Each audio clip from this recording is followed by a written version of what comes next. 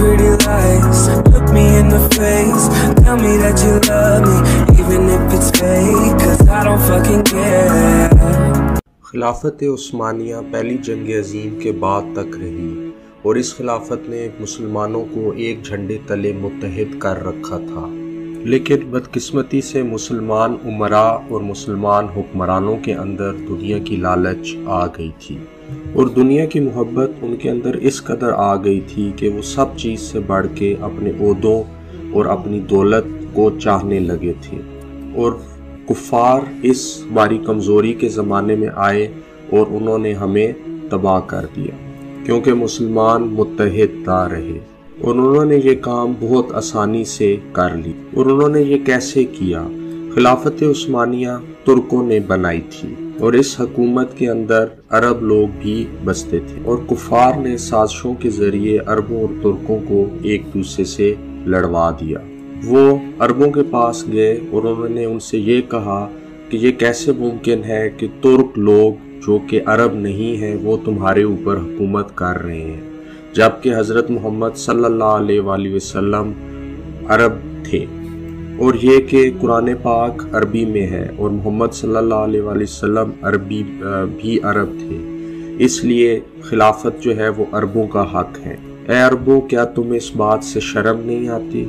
اور عرب اس چیز سے دھوکے میں آ گئے، اور اس طرح عربوں اور ترکوں کے درمیان جنگ شروع ہو گئی۔ اور جنگ کے دوران ایک موقع پہ ایسا بھی ہوا کہ کچھ عرب کچھ ترکوں کا پیچھا کر رہے تھے، اور وہ ترک اپنی جان بچاتے ہوئے مکہ معظمہ کے اندر خانہ کعبہ کے اندر آ گئے، اور وہ خانہ کعبہ کے غلاف سے لپٹ گئے، اور انہوں نے کہا کہ ہمیں پناہ دے دو کیونکہ ہم تمہارے مسلمان بھائی ہیں۔ لیکن وہ عرب اس جذبہ انتقام میں اتنے اندھے ہو رہے تھے کہ انہوں نے ان کے وہ بازو جن سے انہوں نے غلاف کعبہ کی رسیوں کو پکڑا ہوا تھا انہیں کاٹ دیا۔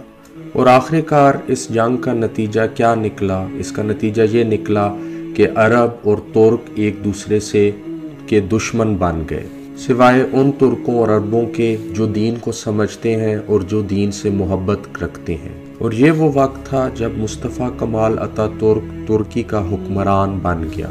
وہ ایک لادینی، غیر مذہبی اور سیکولر قسم کا شخص تھا۔ اتا ترک قومیت کے نام پہ ترکی کا حکمران بنا، اور اس نے اسلام کو ترکی سے نکالنے کی بھرپور کوشش کی۔ اس نے ترک زبان کا رسم الخط عربی سے لاطینی میں تبدیل کر دیا۔ اس نے قرآن پاک کو عربی میں پڑھنے پہ پابندی لگا دی، اور یہاں تک کہ اس نے اذان بھی عربی میں دینے پہ پابندی لگا دی، اور قرآن پاک کو میوزیمز میں رکھ دیا گیا تاکہ لوگ صرف اسے ایک ماضی کی چیز کے طور پہ دیکھ سکیں، اور قرآن پاک ایک ڈیکوریشن پیس بنا دیا گیا۔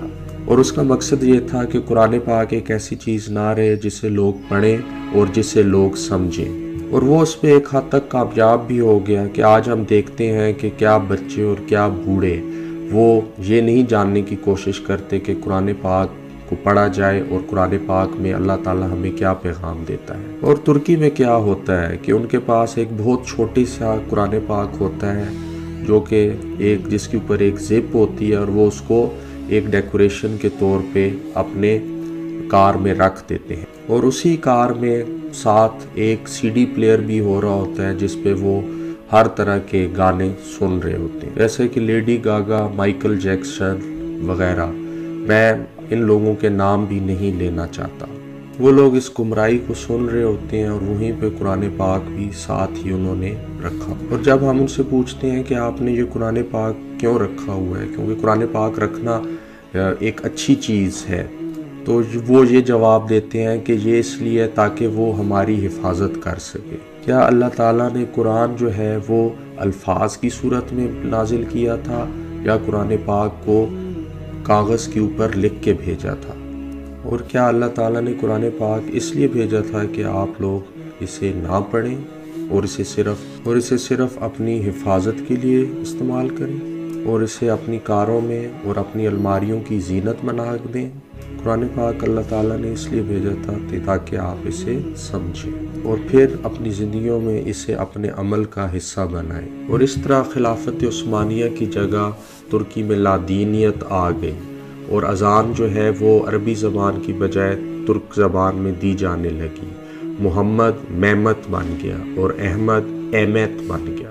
اور جب تک خلافت عثمانیہ تھی ترک عربی زبان بولتے تھے، ہندوستان میں لوگ عربی زبان بولتے تھے اور دنیا کے ہر حصے میں لوگ عربی زبان کا اہتمام کرتے تھے۔ جیسا کہ آپ جانتے ہیں کہ حضرت امام بخاری رحمۃ اللہ علیہ عرب نہیں تھے، بلکہ وہ وسط ایشیا میں بخارا سے تعلق رکھتے ہیں۔ امام مسلم رحمۃ اللہ علیہ بھی عرب نہیں تھے، امام نسائی رحمۃ اللہ علیہ بھی عرب نہیں تھے، امام ابو حنیفہ فارسی تھے، لیکن وہ سب عربی زبان بولتے تھے۔ 1% اکابر اور علماء جنہیں ہم جانتے ہیں وہ عرب نہیں تھے۔